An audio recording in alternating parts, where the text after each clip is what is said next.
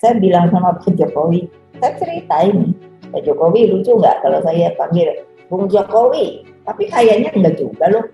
Bung Ayo Bung, ini adalah salah satu poster populer di awal kemerdekaan Indonesia. Avandi melukisnya dengan model badan dula, sedangkan penyair Chairil Anwar menyumbang kata ikonik itu, Bung Ayo Bung.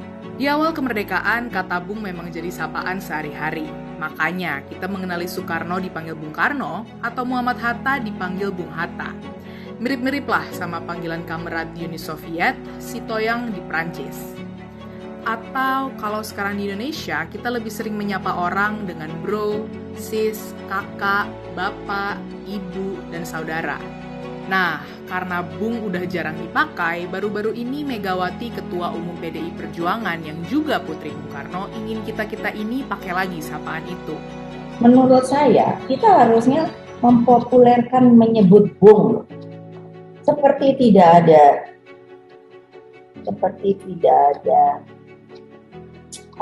perbedaan. Dulu semua orang dipanggilnya Bung, jadi selalu kan saya sangat ingat bapak saya segala kalau yang namanya pejuang tidak melihat mengukur pangkatnya, itu datang ke istana. Saya suka dari kecil suka berpikir, belum mengerti tau, pasti kan gitu panggilnya Bang Bung. Kalau ikuti anjuran Bu Mega, apa siap nih Pak Jokowi dan Pak Ma'ruf kita panggil Bung Jokowi dan Bung Ma'ruf?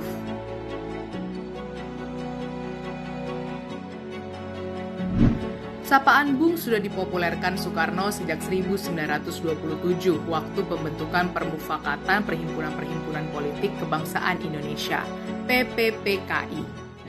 Dalam buku Revolusi Indonesia berdasarkan ajaran Bung Karno, Ahmad Noto Sutarjo menjelaskan alasan penggunaan Bung, yakni untuk mempererat hubungan satu dengan lainnya, merasa semua satu keluarga, senasib dan sepenanggungan, sama rata, sama rasa, tanpa perbedaan tingkatan maupun kedudukan.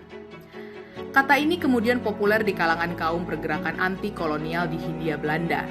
Meski demikian, dari mana asal-usul sapaan Bung itu sendiri punya banyak teori. Pertama, Bung berasal dari sapaan lumrah di wilayah Bengkulu, artinya kakak.